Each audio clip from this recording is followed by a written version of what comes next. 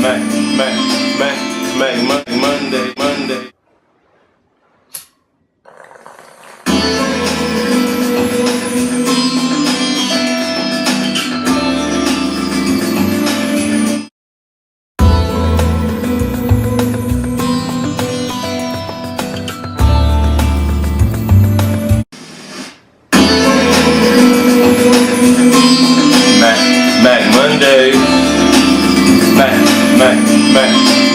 Mac Monday. Every Monday I have a little fun. I play the Mac Dre Monday. It's made by the Sly the artist. Understand this is why I just start this. Cause I used to be a Mac, but I never used to slide. Understand on my I write the script and you know I keep wreck this shit and you know I am direct effect of this game. Where I come from, what's called the main. They gave me the game and we extract game for game. Understand? We refrain from being a lamb, not even a goat. We be a wolf in a sheep clothing, but you know I'm just posing for the TV, trying to get it on for the TV screen. Got it, I mean, from the Bay, from the rich city, that's where I was raised. Staying in the Valley Joe, making TV phone show, focus, stereo. Get it on the microphone, but you know I am an editor. And this is why I use latex when I have sex. Cause you never know what a chick got next. Who she got behind closed doors. Understand this is why I stay on my toes. For the Mac Dre Monday. RP to Mac Dre. All the Macs in the Bay say hey to be playing when you see me in the streets. Understand I am a slayer of chicks. Cause I got a big donkey. You know, I gotta edit myself. This is both TV, so I gotta edit myself. Watch Mac Dre Mondays. Every Monday, celebrate Mackin'. Did someone say Mackin'? Mac was a Mac. What's up? Once again, it is your player partner, Sly Daddy. And we are gathered here today for this Mac Mondays. And on this episode of Mac Mondays, we will be exploring the world of pimping, if you dig.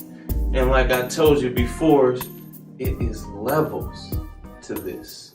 There's levels to this. First you start off on that player level, then you move to that Mackin' level, and then you establish yourself in the pimp game. Pimps. Now, the pimp game I'm talking about is the PIMP, which is an acronym, a street acronym for Put It in My Pocket. So in other words, a pimp is nothing but somebody who procures for money, who is chosen and knows that he is chosen, and he knows that people will continue to choose upon him, so they must continue to pay him. As we explore this world of pimping, I will be showing you excerpt clips of a movie I just picked up, which is called Iceberg Slim, the motion picture, made by a fellow, player, pimp, / Mac, because you know he got Coco in the game, Ice-T. Now, I'm going to even further break it down, but that'll be a little later in my Mac talk. I will break down the pimping levels in a unique and new way for all you players, pimps, and Macs out there. I'm giving you a little dose of game, If you want to get into the pimping game, this is the way to do it, and how to, compartmentalize your mind in that pimping. And like I told you before, Mac disclaimer, the game is not to be played with. You hear me? I'm going to say it again. The game is not to be played with by man or woman. You got to keep your game strong, honest, and real. And I got to stress that to you. I got to keep stressing that to you for you players, Macs, and pimps. And this is your boy, Sly Daddy. I thank you for watching Mac Mondays. And continue to manipulate and control. Continue to master the art of conversation. Continue to master the art of communication. And you can even continue to marry a chick and stay stable in your relationship. Peace and love.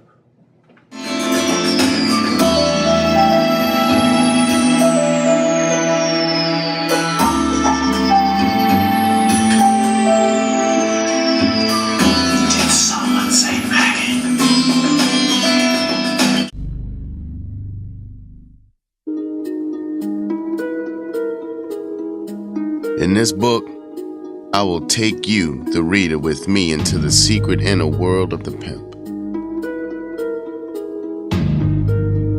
I will lay bare my life and thoughts as a pimp.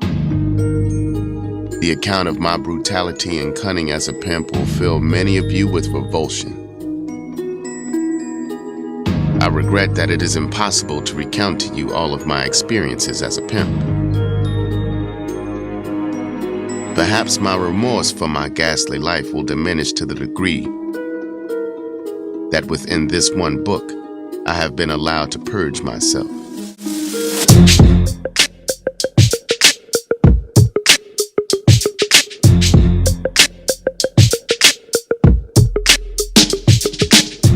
If prostitution is known as the oldest profession, then pimping is the second oldest profession. Well, do you want to go get a room? Yeah, how much? Right now it's been taken out of context because mainstream has adapted and adopted that word and adopted the formula of pimping and thinking that they know what it is. But pimping is a player sending a bitch to the corner to get money. There's a fascination with any time you don't have to work for money. Whoever's doing the least amount for some cash, that is fascinating. It's like, what's he do? She does the work, he gets. Well, I gotta figure out how I get into this. You know. You had to know how to control and how to operate a stable, how to dazzle, befuddle, bewitch, entrance, and hypnotize a woman. Not only one woman, but 8, 9. And to keep them in harmonious effort. And if you think that isn't the job, my friend, you ask any married man. Iceberg Slim is the name that is synonymous with the pimp game. He's a writer who lived an incredible life and wrote books that I grew up on. I loved him, and I told him that every single time I talked to him because he was my god. Runs the ladies, has the rap, the clothes, the jewelry, the drugs, has done time, street cred by the truckload. Iceberg Slim was a guy who actually lived the life that he was writing about. Pimp might be my favorite book of all time. Yeah, I checked that out. The PIMP. Pimp had a big impact on the game. It gives basic instructions of how to play the game. It was just amazing, the thought of that. It was just fascinating. He would paint beautiful pictures using ugly paint, you know, just bringing, like, looking around and just finding the beauty and the appreciation of wherever you are, be it in the ghetto or in a high-class neighborhood, and showing that it's okay to stumble, but it's not okay to fall, you know? Always get back up and you keep going. His books told the truth about the life. There was no one more eloquent than Iceberg Slim, or no more poetic, or more accurate in terms of describing where he came from. I was in a bar, and there was a fellow arguing with another fellow. And this fellow drew a gun and fired at the fellow, and the bullet went through my hat. I was full of cocaine at the time, and I didn't react. So my friend said, "Man, you were so cool." He says, "You were icy." And they called me Iceberg Slim. Thick eyes, but she full of surprises. I swear this bitch is shady. That's what I know. Sex on her mind all the time, and you think that that's your baby. You don't know you a good guy that's living alive, but she told him where you're safe. That's what I know. If you cool and she's satisfied, how come that bitch just pays me? You don't. There's levels to that. even though I had started to rot inside from the street poisoning. And amazingly, at 15, I graduated from high school with a 98.4 average. I got a scholarship to go to college. And I got it by daydream. But I was able to retain enough of the information so that the Black Tuskegee Club sent me to Tuskegee during the Depression. This is the home of Booker T. Washington, one of the most powerful black leaders ever. Immediately, because I was already street poison, I started bootlegging on campus in Alabama, okay? So I got expelled. I was sent home. So my mother sat down, and her words of wisdom come back to me now. She says, Bobby, apparently you like to run and associate with bad people, with street people. She says, you can become a criminal lawyer. He says, and make them pay you. He said, Bobby, get your education, become a criminal lawyer, and get a license to associate with the people that you admire and like so much. Now, have you ever heard anything more wise than that? Hired to pimp. I was a member of a clique that talked about nothing except whores and pimping. I began to feel a new slickness and hardness. He's like a sponge. He's soaking up all these stories and all the game these different guys are running down, and he's plucking out the best parts to apply to what he's trying to do. He wanted to master manipulating the psychology of the hoes and the women. When he started to realize that the best pimps, that is to say the most successful ones, were the ones with the coldest, with the least emotion, the real iceberg heart. There's levels to this. I was going to the city to get my degree in pimping.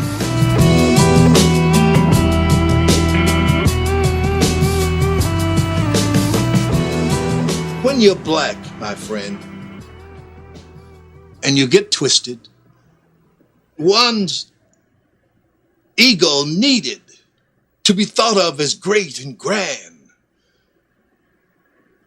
And this was a way to do it, to have your own little kingdom. When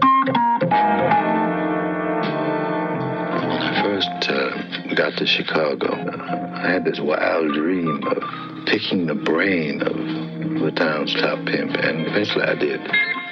In retrospect now, I suppose I could say that I wanted to be like God for a whore, you see. I come from that life, and I come from Chicago. Every street had a gang, and all we saw were machine guns and dead bodies every day. Harlem and Watts and Compton, man, was like Boys Town. I was nothing after Chicago, man, because Chicago is rough, man. During those days, in the 40s, you could either be a barber, you could be a lawyer if your parents had money, you could be a boxer, you could be a musician, or you could be a pimp. We saw pimps everywhere. Serious pimps, you know. I don't mean Jerry curl pimps. Baby Bell was the big pimp in Chicago. Baby Bell was phenomenal, man. He was big time. It's a level that players want to reach. Baby Bill used to travel with 32 pieces of luggage. Do you hear me? And he used to have white women. And this was at an early time when this was a no-no. Once you're in the street, you need father figures because you don't just walk out in the street and become the greatest pimp in the world by osmosis. You need to learn. So in a way, a cat like Baby Bell, you know, Bell is like a father figure as well as a teacher, as well as a professor, you know, a mentor. I became a pimp primarily because of the influence of well-heeled pimps and other hustlers during a period of dire poverty in my life.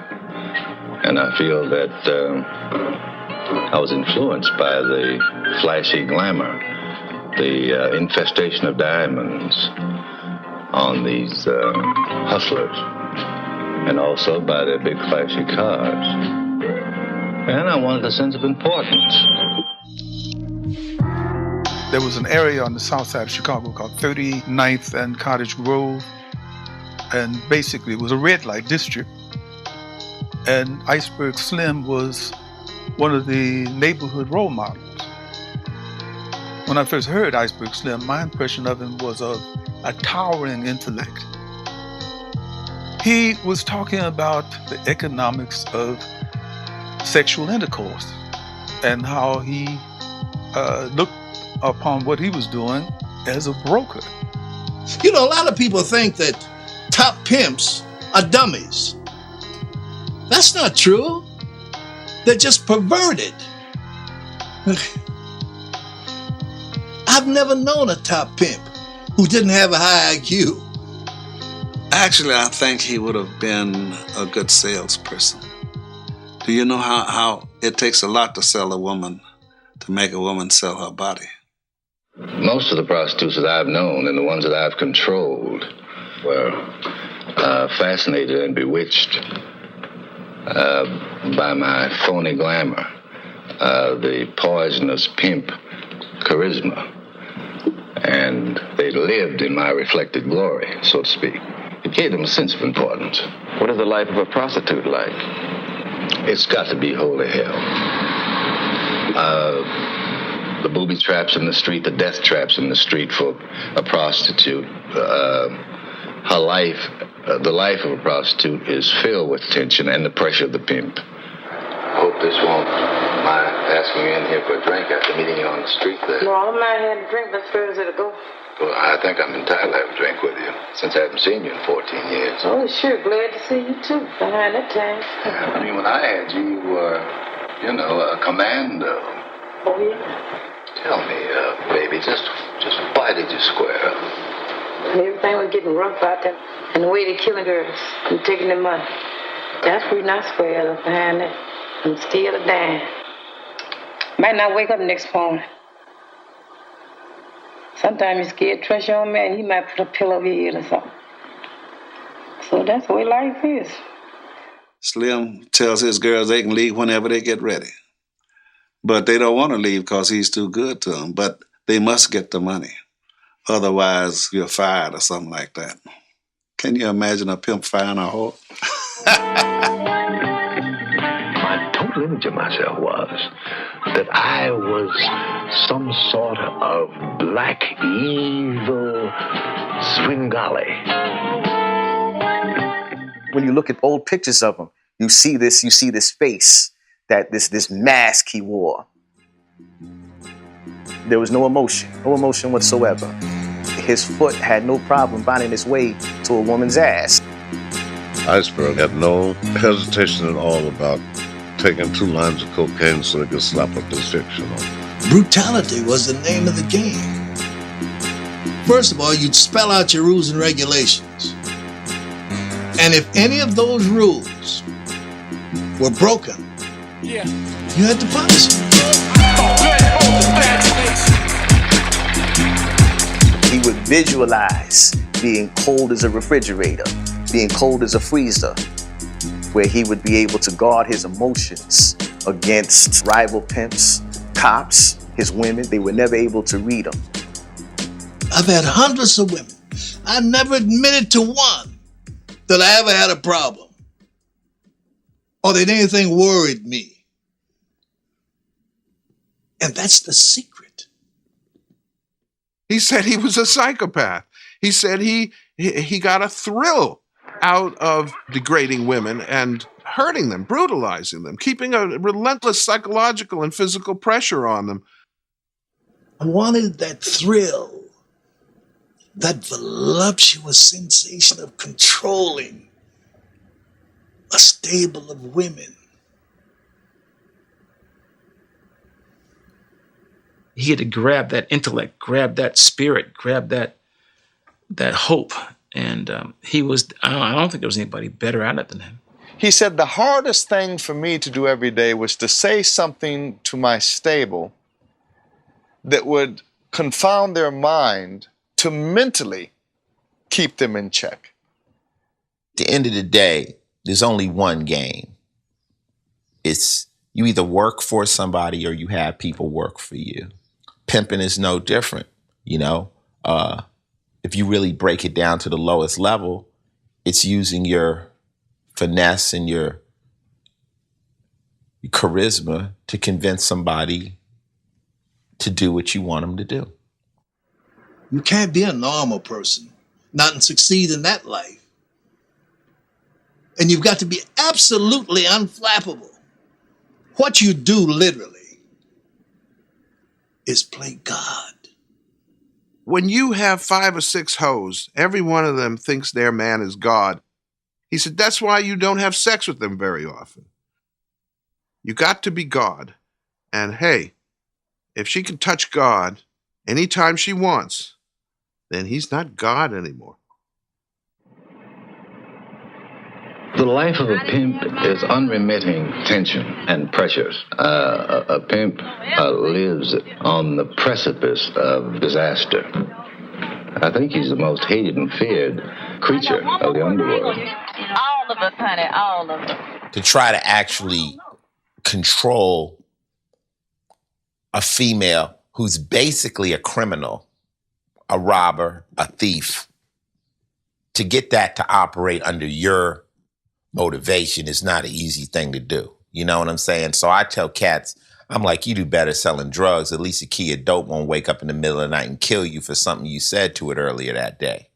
Holding a stable getter requires the pimp to keep each individual member of the stable in apparent competition. Because of the nature of the prey. And I don't have to tell you gentlemen how cunning they are. The enemy.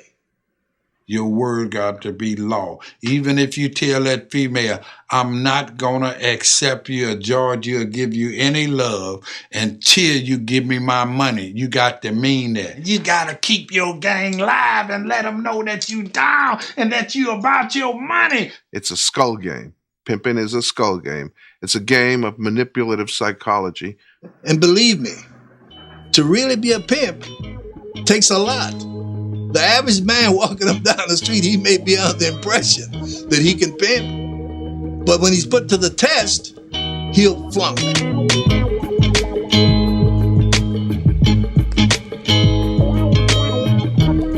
lot of Macs, a lot of pimps, a lot of players.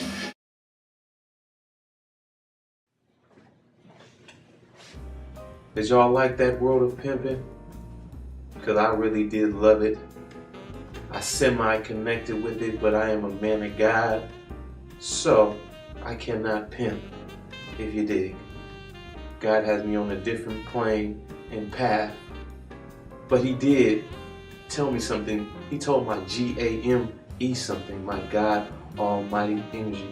He sent me a message, and he wanted me to tell you out there, it's either 2 things you're doing in the pimp game, because it's only 2 things women want to hear. They want to hear something that sounds good, or they want to hear the truth. And now I'm going to tell you the difference between the 2. Now, my God Almighty Energy, my game, tells me that if you're in the pimp game, you should look at it like a superhero. So you're either super pimping or you're Clark simping. You dig? And if you're real pimp player, you can do both. Cause you can get the simple Simon Beezies and you can get the super hoes. You feel me? You see in the 2 sides of the gate, you dig? You know? You really gotta keep that game strong, honest, and real, my brother. No simping. Because the broad knows what you told her. She's just in disbelief that it's real. Now, some of you out there was born with the pimp game. Probably your daddy was a pimp player, Mac, slash hustler. And some of you just tripped in the game and got the knowledge, and now you're doing your Clark simping, and if you're born in the game, you're super pimping. And I really just want to educate you players out there, because I'm seeing the game is looking ugly. Manhood is at an all-time low. And in my eyes, a super pimp or a Clark simp can be a man, you dig? And the key to it is to keep your game strong, honest, and real. Now I thank you for listening to my Mac Talk. I hope some game seeped into your brain and you soaked up something. Because, like I told you before, I am neither a super pimp or a Clark simp. I'm just a man of God, receiving a message from the man above to deliver to you people out there. And one day, in hopes to get paid for these Mac terms and for my God Almighty energy. Peace and love out there. Like I always tell you, keep God in your mind, keep God in your heart, and keep God in your soul. There's a lot of Macs on players, Macs, you know, there's a lot of pimps and it's on players. Now, that's what I mean when it's